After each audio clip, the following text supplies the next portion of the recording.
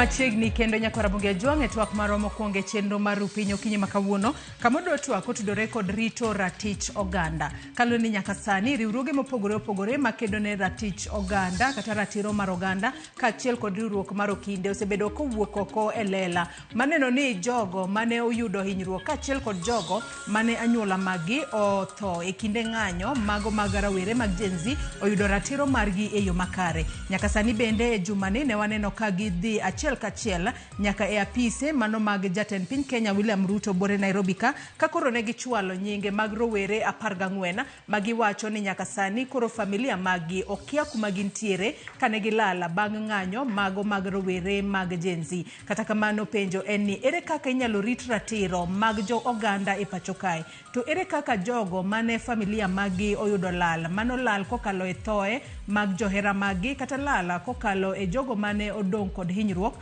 mano miyo koro gitiyo kod omenda mathoth mar mondo mi githiedhgi. Ere kaka ginyalo yudo ratiro margi e yo makare, to ere kaka piny Kenya nyalo bedo piny makare kamirito ratiro mag oganda duto kinde duto maonge deo wang'. Mane momiyo kinyi makawuono nyako Ramogi Juang antiere kod wende studio, antiere kae kod Fredrick Ojiro ma en jaked ne ratich Oganda kendo tiyo kod riwruok makedo ne ratiro mag Oganda mano mar Haki Afrika. Oyawre Fredrick, ichio nado kinyi makawuono machiegni TWAK. Nyako Ramogi Juang in bende kamora mora ma inenowa inyalo chwalo nwa paro, penjo, ote mora mora kokale namba mar ote machuok 236000 kaka pile mbui maro mar Facebook ibiro yudo wa achiel kachiel Ramogi TV X @Ramogi TV. An bende nyalo tudri koda e Facebook page mara ibiro yuda Joyce Oduor, mbui mara mar X ibiro yuda @JoyceOduor_. Kwachako twak marwa yanga okinyi makawuono Fredrick, wachako rowere mago ma en uchwalo nyingegi 14 mano ne wanyalo wacho ni ne uchwalo nyingegi kaluwore koda gino ma jatend piny Kenya William Ruto no wacho nonego ni kanitiere ng'ata mapodo lal to nego beni chwalo nyinge magi. Kata kamano e kindego waneno ka rakruok moro nobedo e kind joked ne ratiro mar Oganda kaachiel kod obila, jofwambo moko bende noyudre kama tiek matende ni e kindego nokorit ratich Oganda. Kata kamano rowere 14 go mayango ni ne olal e kinde ng'anyo mag Gen Z, ere kaka uburo timo mar mondo mi uneni oyudgi kendo giyudo ratiro margi kapo ni nomakgi e tok chik kata nolal kod gimiru? Erokamano kaka nisewacho, erokamano kuom luonga ka okinyi makawuono. Ramogi amoso jo Ramogi te konde magintie. Kaka osewacha ni luongano Fredrick Ojiro, atiyo kod migawo makedo ratiro mar Oganda kendo bende ajakedo ratiro mar Oganda tan wodu Genya Okwala. Koro imbaka ma wantie kawuono ni awacho ni en podwa ni kuyo kendo ni kuyo maduong' ahinya nwache wan gi sirikal manwa wasidho nyiso ne dhano dhi ombulu to noido nafas mondo tawa kendo nochamo muma kendo nosingore gi muma, osingore kod katiba to singore gi jopiny ne an kakusemiya nafas abotimo mag mai. To achiel kuom weche mane bendo lose kaka singo ni higni mosekalo ka kendo isirikande mosekalo ka jopiny osebet kilalgo, jopiny osebet kinego ma waluongo ni weche megen forced disappearances ama extrajudicial killings ama abductions. Magi weche ma jatend piny nokumo kendo nowacho ni magi ok bibet part of his legacy. Lakini waseneno ka chako ko jatendwa Mheshimiwa William Ruto kao piny. Immediately kano kao piny ne nitie ng'anyo e weche meg cost of living. To no waneno ka ng'eny dhano ng'anyo ni beno hotel ni kod a political network mar Azimio. To joma ng'eny nonegi kendo joma ng'eny be nolal kodo. To bang'e kendo waneno kendo ing'anyo mar Gen Z ma nobedo activated kod weche meg finance bill. To ng'anyo ni bende kendo waneno ka thoth Oganda wa mayude Gen Z nonegi, nohinyre e lwet obila, nolalgo ama nokaw kod ang'enge to nyaka sani podi karibu 14 gi gin mana mosebiro under our attention. Matire ni familia magi osechwalo ni report ni gikia kuma gintie. Exactly. Ma familia gi osechwalo report kuomwa, wasetumo social inquiry, independent investigation, buand kod evidence ni adier ne gilal wakati mar Gen Z protest to kendo to a higher extent ne gilale lwet obila. Koro wan ncha wadhi yo tarik 24 Tich ariyo mokalo dweni wadhi office rais. To nowe wadhi office rais because wan wenda zimu. No wadhi office rais because ne wa follow on the political statement mana jatend piny owacho ka eni limbe. To no wacho en it's like okia ne dano no lalgo. You know, it is like okia ni jowa no bed abducted or disappeared. Koro no kwayo jopiny ni mondo wakonyore. King'eyo ni ng'ati yoyote no bedo abducted, no bedo disappeared, kelna lipod no. Emomiyo wan kaka shirika on behalf of this country gi familia manager ogiolal ne wakao that central step mondo los kod jok manager ogiolal wa document cases make gi wa collect evidence mwanyalo collect to wa petition go rais ni wangisen ne kwayo familias ero wakeloni mane kaka ne wachopo yo office mar Harambe House makmana ne wan kod familias apar kod auchiel ma 14 families ne gin mega jok mane jogi olal to the 2 families ne jogi onegi to gibene ne gibere chiwo solidarity then ne wan kod mashirika makedo ratiro meg oganda akina siasa plays vocal Africa haki Africa sema ukweli then ne wan kod jogo majo gazette to kane wachopo kacha to wangiso officers mani do gate ne wan kod luong momiwa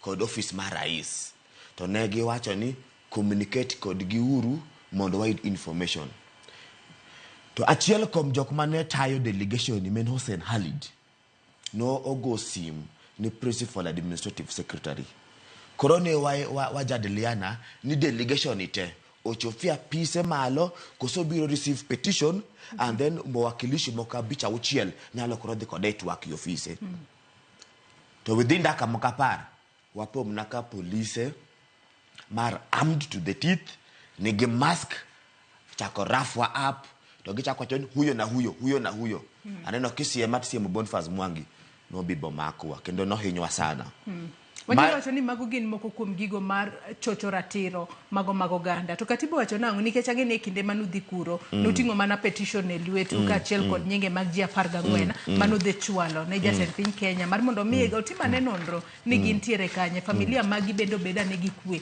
ka ging'eyo ni johera magi nitiere kanye. Katibu wacho nango tudore kod ratiro mar jopiny. Obila mitiyo gode chocho ratiro mar jopiny kose ere kaka inyalo rit ratich jopiny obed ni ji nitiere ng'anyo mamuol makinde mang'eny ji wuok kadhie oko kata obede gathering mora mora ere kaka inyalo rit ratich oganda kinde duto pachoka nikech onyalo wacho ni obviously weche mag ratiro kosebed king'iyo makare. King'iyo article 119 wacho ni jopiny wegi ni kod that power ma mondo gi petition kata mna parliament mamargi yienwa wanyalo petition parliament bua miye ywak mamekwa to kendo king'iyo under the bill of rights bende jopiny bende ni kod ratiro mar picket peacefully they can peacefully and unarmed they can picket, they can demonstrate, they can give petitions katibo yienwa to kama nwadhie chande is a public institution, is a public office or can private office mar ng'ato. Koro ne watimo everything within the confines of the law. To mar ariyo bende ne wa respond to the president's desire mondo wamie information no wacho no ongogo. Koro from the time kata mana nineno ka jopiny owuok kadhiyo parliament nyi winjo kanyoro jatend security nyo wacho ni mago criminals mano kiture kindiki en gimalita hinya ni king'eyo on that day of 25th manene jopiny occupy parliament nene jopiny kaka Gen Z nochiwo notice in advance ni serikal ma Kenya bong'ise wanachop parliament kendo wan wanyisgi ni ok wamor kod gima gidhi timono, kendo wan wamigi petition mamekwa. Mane en jukumu mar Kindiki gi jotend polis mondo ket matayarisho moromo mondo jopiny ka exercise their constitutional right to kik bedie chachni. Mar ariyo, jopiny kanochiwo notice ni Kindiki gi piny owacho ni wanachopi parliament mondo wang'is our displeasure kendo wang'is petition. Nene en jukumu mar serikal mondo hakikisha ni jomahundu ok ingilia paro kendo dwaro maber. Koro Kindiki ok nyal biro in a national institution like parliament to wacho ni gimane otimre parliament no mano ne gimane dwa overthrow piny.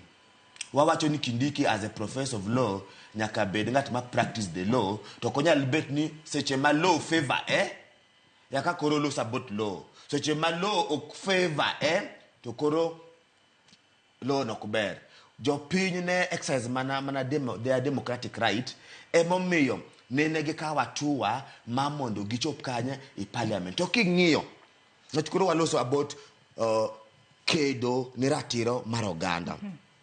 King'iyo the response manene police omiyo jomaneno the parliament on that day, to be specific, is a total violation of fundamental rights mar jopiny, and is a misuse mar privileges ma police nigo. Police nigo privilege. Ama they have been, the constitution has empowered them mondo giti code weapons. And the law is very clear on specific occasions mondo go ben police take what you call lethal force. But koro kwa nyalo penji, jopiny can know the parliament, for example. CCTV camera has shown us they were not armed, except on a few incidences. Manowani no kagibolo gikmoko. CCTV camera been has shown us ni jok mano join order on the parliament no tingo bade gimalo. They were unarmed. CCTV camera been has shown us ni they were not armed with any weapon. CCTV camera been has shown us ni when they entered parliament, ne gichako mana celebrate ni we have achieved, we have occupied this parliament. Waneno manaka CCTV camera nyisowa ni jogo mawa in plain clothes and armed with various artilleries, different types megebunde, G3, rifles, chako negodano. Waneno bendeka jenzi manodo the parliament. No konyo nyaka wabunge manen kanyo to exit. Dongo waneno. Wachako bende waneno kama chumoro no muoch i parliament.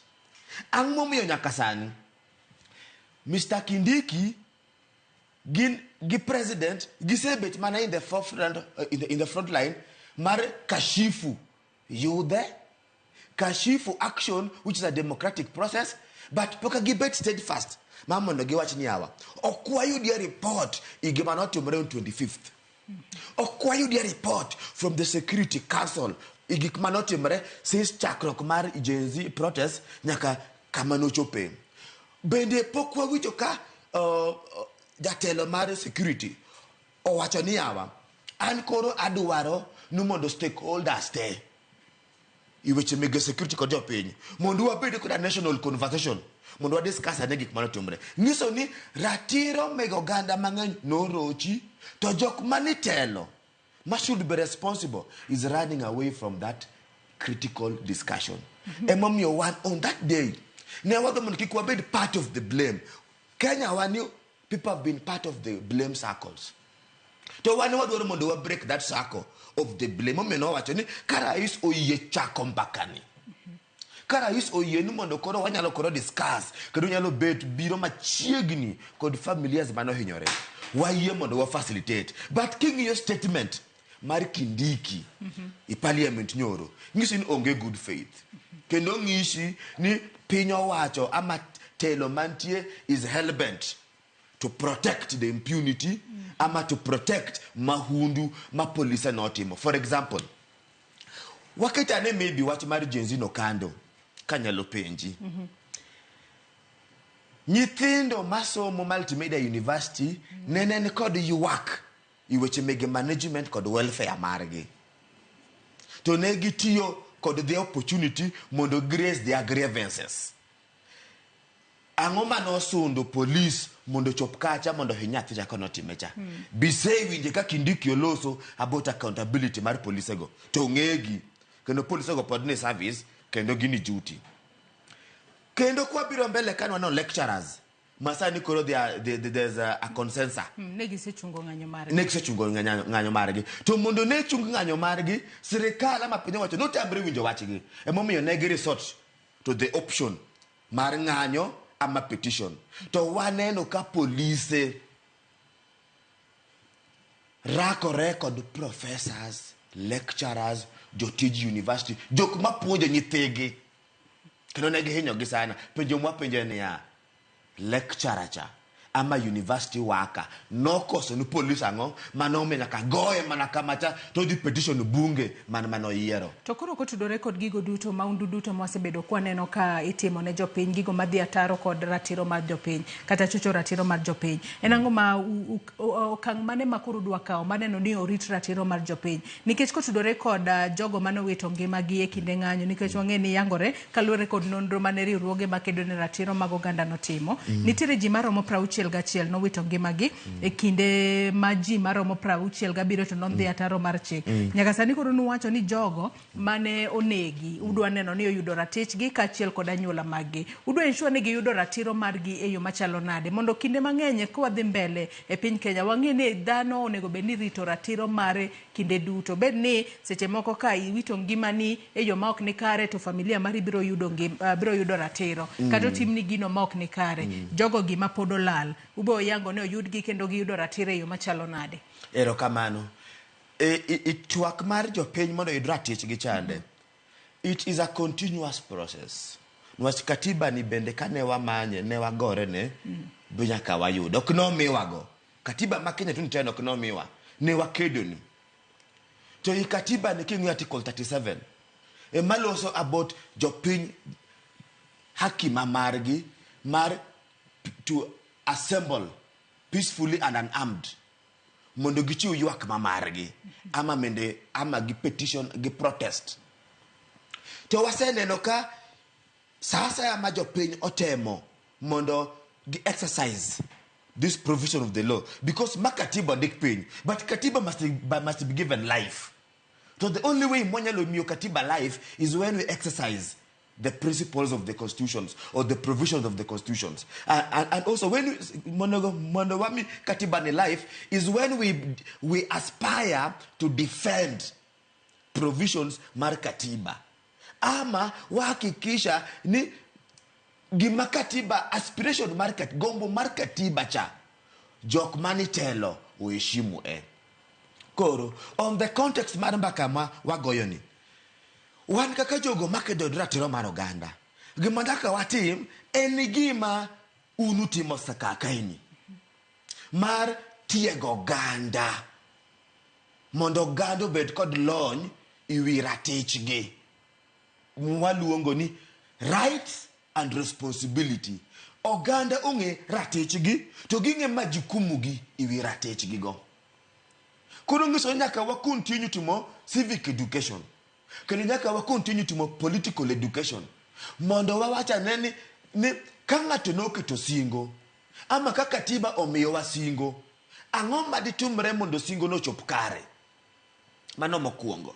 To mar ariyo en ni karatich oganda orochi ang'o ma nyaka jogo moroch ratichgi tim ama familia gi ama jogo makedo ratich oganda ang'o ma nyaka watim to jogo mani office michulo kod pes jopiny ang'o ma nyaka gitim mondo ratich oganda obed respected. And on this context neno ka nicha ogol TWAK ama report kod members mancha o document gik manotimre tarik program beach kendo giwache aching kendo giwache wazi kaka ni police otiyo kod teko ne marach kendo giwacho ni nyisore ni the political class ama the executive emanene chiwo orders kaka police tiyo mamano red the ataro kod gimlongo the independence mar institution kaka police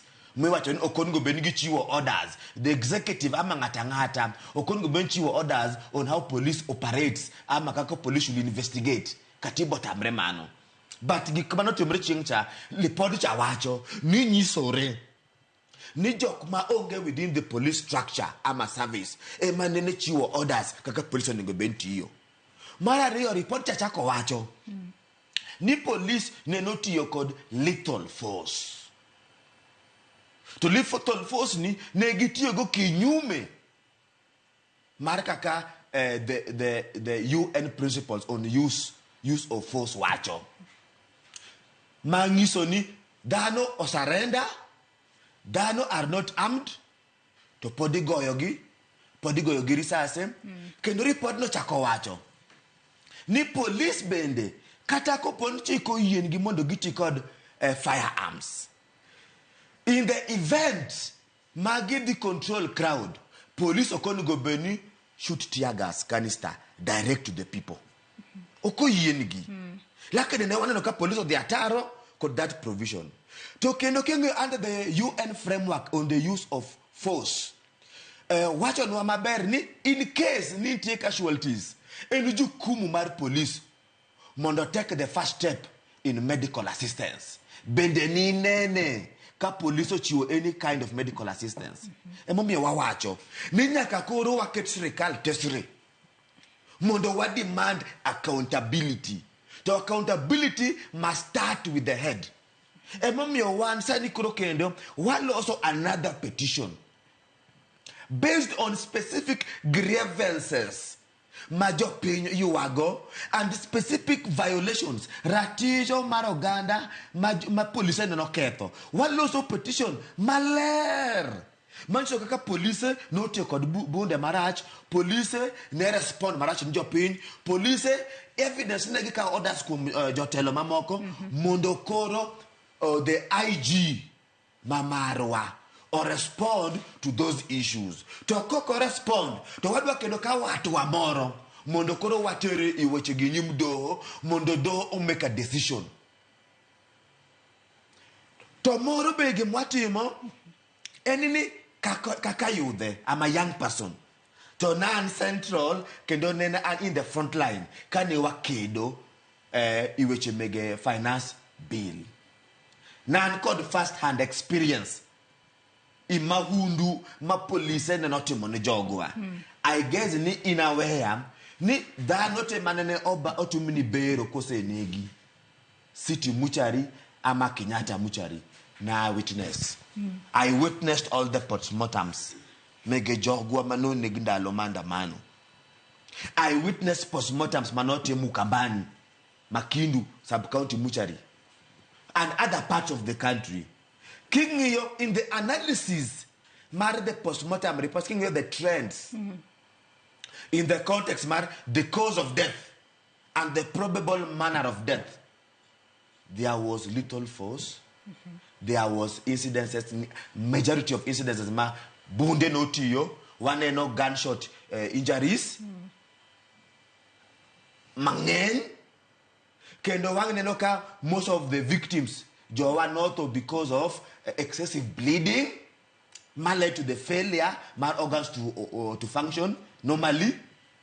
Kendo ne wane no ka there are a lot of complacency, ngatonegi grisase.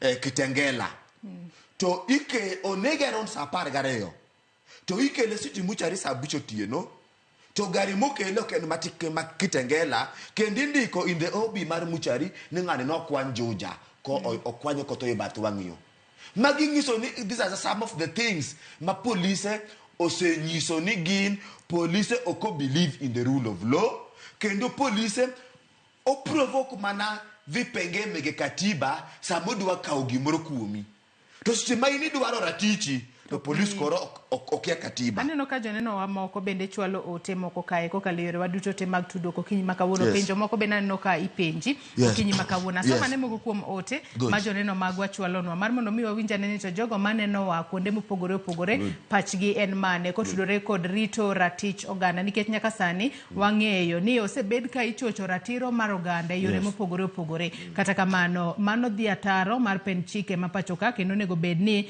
irito ratiro mar jo Kenya duto seche te kamoro amora magintiere maonge akweda kendo onge dewang'. Kata kamano wageno ni sirikal bende biro bedo ka timo gigo ma oyangore mar neno ni orit ratiro mar jo Kenya duto. To jogo mochoch ratiro margi bende onego bed ni yudo ratiro mag kinde duto. Ote makamago kanyalo somo gi achiel kachiel mar mondo mi wawinjane gino ma joneno magwa wacho kuonde mopogore opogore magineno. Akinya ketna ote makamago mar mondo mi wasomgi.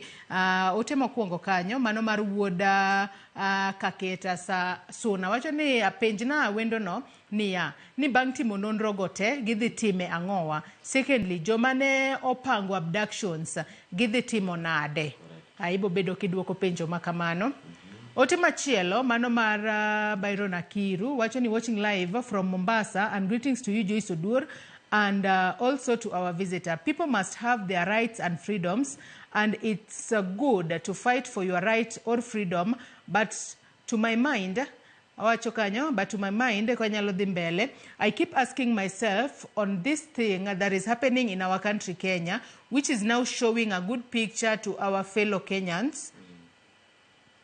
Odhi mbele kowacho ni ote machielo mano mar Byron Akiru, these days when they are fighting for their rights and freedoms, there are people being killed, and it's indicated in the Constitution that they have their rights and freedoms to fight for their best. So my question is, why are police officers are doing this to their fellow human?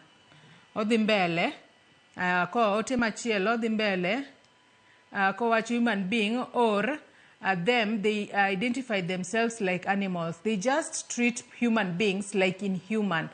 Like the case of Trevor, the comrade of MMU, and also playing intimidation game with other lecturers who were fighting for their demands, who are like their parents and even they distribute wisdom to their children. What is the problem with our police officers, and are they having parents and children within their family life?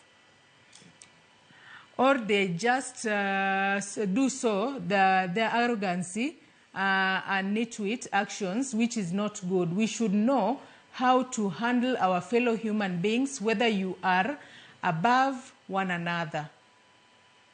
Mano ote mar Byron Akiru kanyo, mabendo chwalo no okinyi makawuono. Janeno machielo Vitalis Ochieng' wuod Game Karari wacho ni Joyce Odur asemolo kodi e twagni gi sani kan live kodu mosna wendo. Odhi mbele ko wacho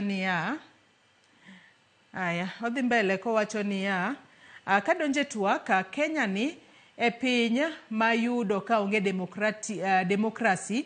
Kang'iyo gima timore mokwongo achayo tend arita kwe ne aneno ka Kindiki wacho ni polis notiyo maber kalure gi gigo mane waneno kotimore. Jotendwa wacho tok tim gima gitime onge. Dhano nonegi, moko ne omaki, mosandi, moko nolalgo. Mano ote mar Vitalis Ochieng' wacho ni nolalgo nyaka sani. Ruto wacho gi dhoge to timo gimotimo to onge. Polis mane one kaka wacho ni poko fwenygi nyaka sani kendo gilingo. IPOA osedwaro kaka gidhi timo kaka digiti kodgi machiegni gitamore. Jokende ratiro to tema but sirikal ni okosebedo negi thuolo mariwore kodgi. Koro penjona ni magi duto kotimore kama ere kaka gidhi nyalo.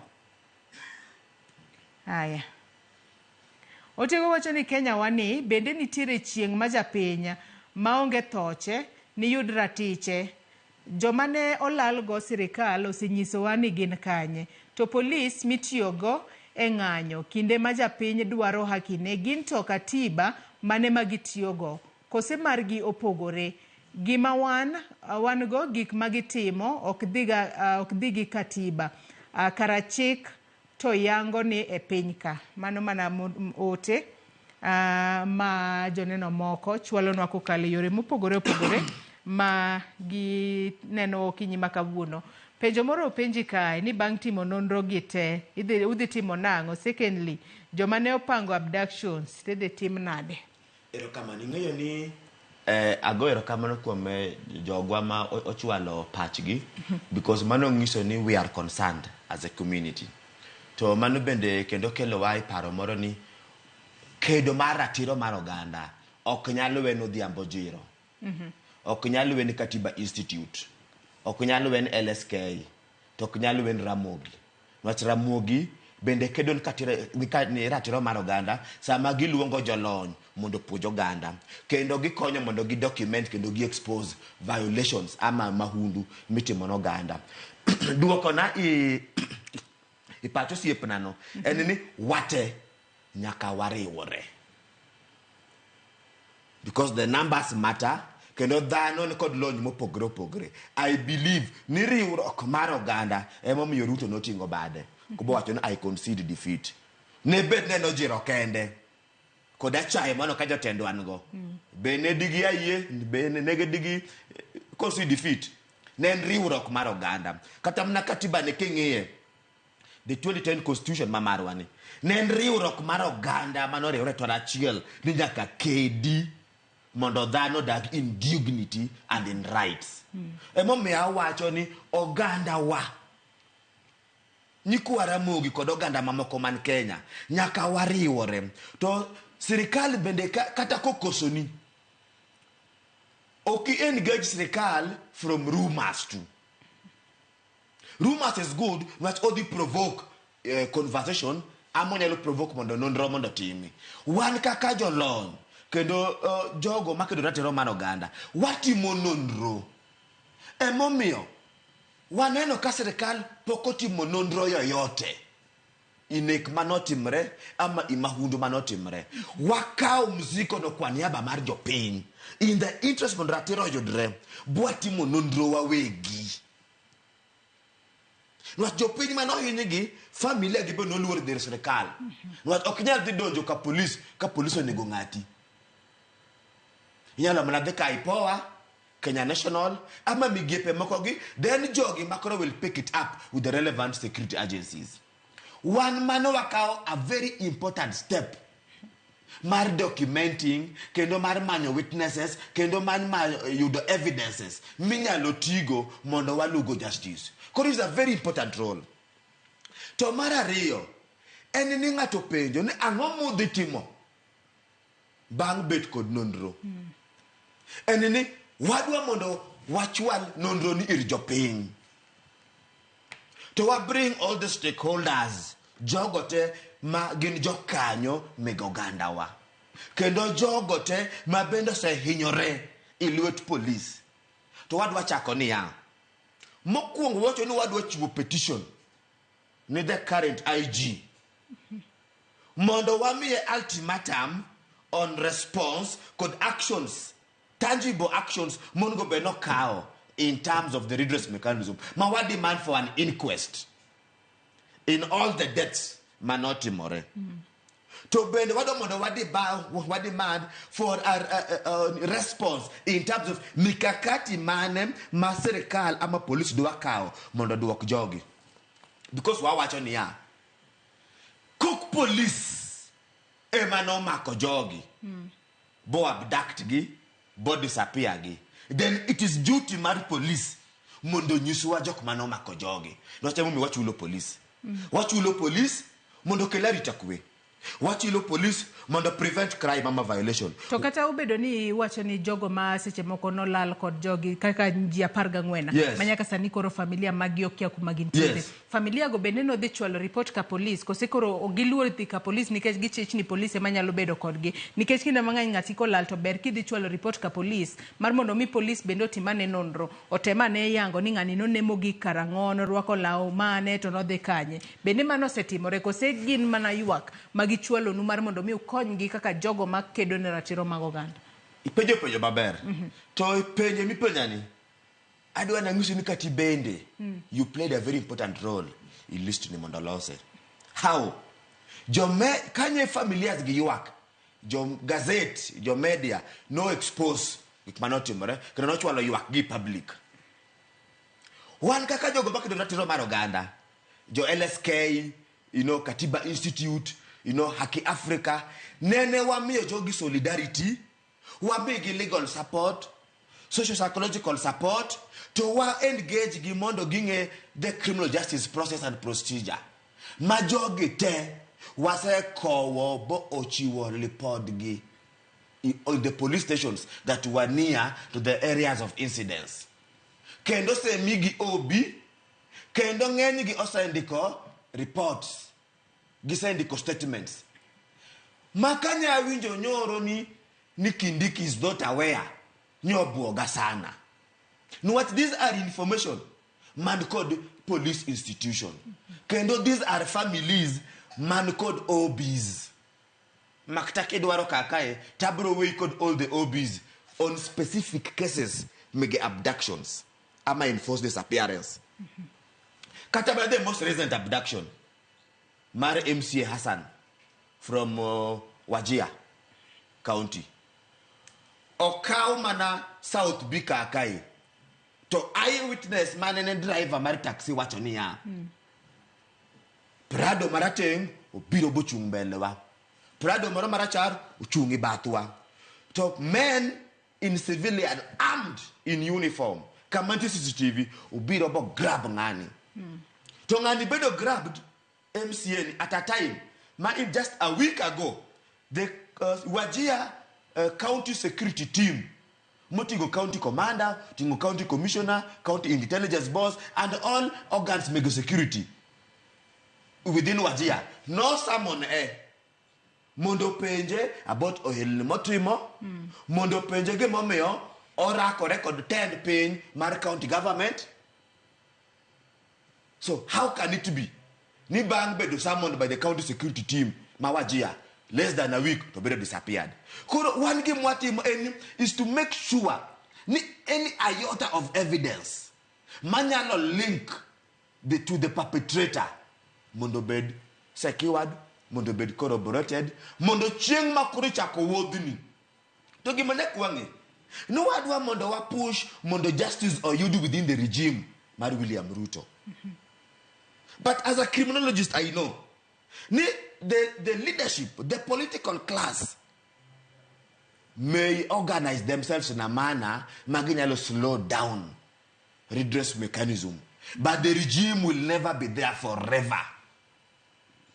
The regime will never be there forever. What we must do as experts is to make sure all the forensic evidence is obtained and properly taken care of. We must make sure all the witness statements are procured. We must make sure any information which is key to investigation and ultimate prosecution waketo in place. Mondo at the earliest time with opportunity we will push forward. But having said this is our generation. To this generation, Emabro Konyo mondo fix the ills of our society. Part of the role monugo beno Oganda watimo nyaka wapenjore. Ni what is the role mari MP mari? Is your MP happy? Koduma hunduma police trimo. Toka your MP ama your governor ama your MCA ama your women rep okomor koduma hunduma police trimo no Oganda. Then inadwanda penji any step maneme say cow mondo reach out ni mubunge mari either individually or as a community mondo petition mubunge no nikidi bunga next time this must be within the order paper mari bunge mondo wa demand ne accountability because wabunge ni kod teko ma mondo gi push mondo the police ochak inquest kendo mondo gi push and kendo gin kendo kod power maginya wacho ni ka police okochiwo jogi within this time These are the conditions mwaketo and these are the strategies mwaketo mondo gini otimore. Wach ni mogika Fredrick Ojiro no ka wadongi dakika dekede twaro watieko twak mar okinyi makawuono yore ma piny Kenya nyalo neno no rit godo ratich oganda kinde duto bed ni jing'anyo nikech kinde mang'eny ka ng'ato pok owuok oko dhi ng'anyo to iwacho ga ni uchwalo ne obila kwayo kacha ni udhi ng'anyo kama to dwaro arita makare kata kamano ok wasebedo kwaneno kamago timore